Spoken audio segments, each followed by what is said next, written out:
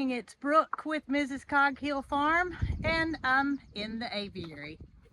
So if you've been following the Victorian Crown Pigeon saga, then you know that the 20th, which is the day you're watching this video, today is actually the 19th, the day that I'm recording, and you know that the baby is due to hatch by my calendar. The 20th is 28 days. Now, 28 to 30 days is what information suggests hatching time is. So I've been doing a lot of camera watching, and those of you that have followed this knows that we have a camera set up in here. So I can watch it from my phone, I can hear what's going on in here, I can actually, since an app update's been done, I can actually play back and see what has happened in the past, and it's been ideal. So let me tell y'all what happened earlier. So I'm watching the camera and I see something out of the ordinary. Well, it was out of the ordinary to me because I'd never seen this happen on camera. Two birds were on the nest. So I watched it until indeed one of the birds got down and the other one got up there. I couldn't tell exactly who was who. So I continued to watch, and I continued to watch what I thought was the parents feeding the baby. I decided to come outside, and y'all, when I came outside, I didn't find the baby. What I did find was the female sitting on the nest. I come out, and I walk over, and I see an egg sitting right here. I took a picture of it. I examined the egg to find some damage on the end that the air sac was not on, the actual end that the baby was in. I could see this because I was shining through the egg with my phone flashlight. So Marycarl had gone with Jason to do something in the garden, and I sent her a picture of the egg, and she said, "Where did you get that?" And I told her that I found it on this hardware cloth where the nest was. She said, "Put it back." "Mama, did you put it back?" Well, they're headed this way by that time, and I did just that. I put the egg back, and the female Victorian Crown Pigeon, was livid. She was very mad at me for reaching my hands near her and had both of her wings up, gave me a little slap, and I got the egg back under her. But I do know that what I could see through the camera flashlight, there's a chick that has developed in there. Now, I did not see anything pecking, trying to get out, and what I saw that I considered damage was not through the membrane of the shell. So Marycarl thinks it's going to be okay. All she saw was a picture. She did not come and hold the egg. I got it back in there rather quickly. She thinks this happened when they were doing the swap over, which was just prior to me coming out here. But y'all, that's why I wanted them to nest in this box that I built, because when I watched them swap, I could literally see that nest doing like this. And that quite well could have happened to the last egg. It could have fallen out of the nest, hit the ground, and something consumed it before I even saw remnants of shell. Y'all, I just don't know. I don't know. I don't know if the egg was okay. There's no way to know. I knew I had to put it back under. I mean, we're 27 days in now, and it's either going to hatch or it's not going to hatch. I know this is becoming kind of like a soap opera with things that can go wrong do go wrong. Let's hope that's not the case. Maybe nothing went wrong. Maybe I was there right in the nick of time to put the egg back in. Maybe there isn't any damage. Maybe the baby was trying to make its way out. I don't know. I just know that I did not expect to find that when I came out here, but I'm glad I came out. If I hadn't came out, there's no way it could have got back in there, because it's almost like it rolled from where he is right there it rolled down the hardware cloth and it took a stop right there at the branch that's indeed being held on there by the post. I'll tell you one thing, if this baby doesn't hatch, I'm taking this down. I'm taking this down and I'm building a box out of 2x6s just like I did over there, and we're gonna figure out how to get it over here. You know, after seeing what happened, I feel more confident that that is what indeed happened the last time. Well, y'all, I've already had my coffee this morning. I must confess that I haven't always been a coffee drinker.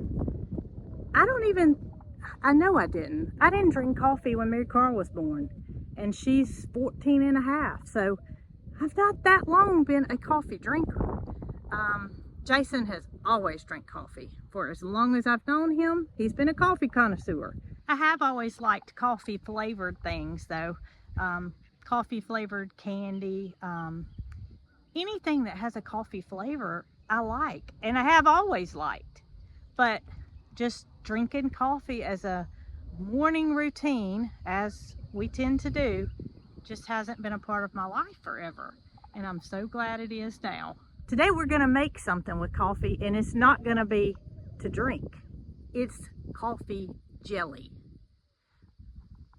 This is something that I kind of rubbed my head, scratched my head, wondered how in the world can you have coffee jelly and it be good?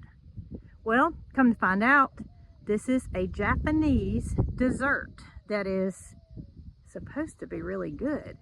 I've never heard of it in my life and can't imagine what it's going to turn out like.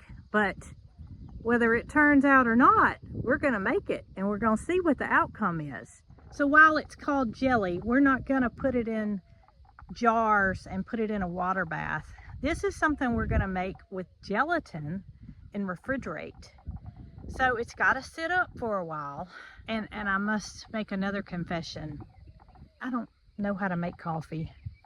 Jason has always made the coffee. I've never made a pot of coffee in my life. I haven't had to. And yes, it may be time that I learn, but for now, I'm going to kindly ask Jason to brew a couple of cups of coffee so we can make coffee jelly. Well, Jason, I've got a favor to ask you. Okay. I told everybody that ever since we've been married, I have never made a pot of coffee. Oh, really?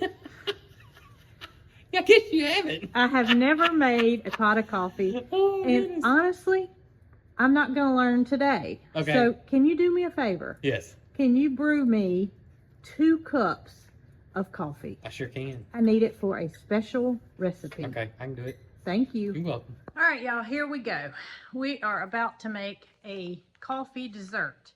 And I just don't want to call it coffee jelly. So we're going to call it maybe kindness in a bowl instead of kindness in a cup. I'm not sure, but it's only 4 ingredients. It's very easy. You're going to need 2 cups of freshly brewed coffee, a 1/4 ounce package of gelatin, only 3 tablespoons of sugar, and a few tablespoons of water. So the first thing we're going to do is dissolve our gelatin packet into 2 tablespoons of hot water and just mix that around before we get started on the stove top.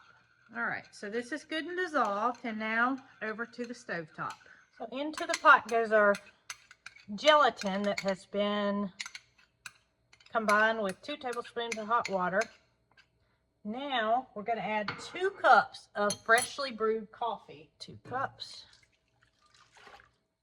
And 3 tablespoons of granulated sugar. Now we're just going to bring this to a boil. And once that happens, into the refrigerator for it to set up and hopefully turn out to be a delicious dessert. I am using a 11 by 7 Pyrex dish, although you could use a 9-inch square. This is what I had on hand, so this is what I'm going to use, and we're just going to cover it up, stick it in the fridge, and y'all are lucky. You don't have to wait. Okay, so it's been a long time. It's had time to set up. I did take a peek at it and make sure that it was the consistency it should be, and it is there. But I kind of think it needs something on it, and I'm thinking a homemade whipped topping, maybe drizzle with some honey, is going to add to the dessert. So I like to put my mixing bowl as well as my whisk in the freezer for about 20 minutes before I make the whipped topping, because it just tends to set up quicker that way. So in my bowl, I've got a cup of heavy whipping cream, a couple of tablespoons of sugar, and a half a teaspoon of vanilla. And we're just gonna beat that on high speed for about a minute until soft peaks form. All right, so I just got it out of the refrigerator, and let me show y'all. It is definitely set up. It's not going anywhere. See why it needs a little, ooh, it smells like coffee. See why it needs a little dressing up? And our homemade whipped cream. Take a little honey, drizzle it across the top. Oh yeah. All right, y'all, here he is, here for the taste test. You're gonna use a fork. Look, Jason, what do you think? I'm ready to eat it. Okay, go right ahead. I'm gonna let you go first.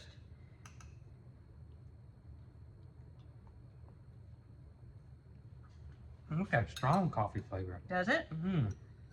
Do you like it? I do like it.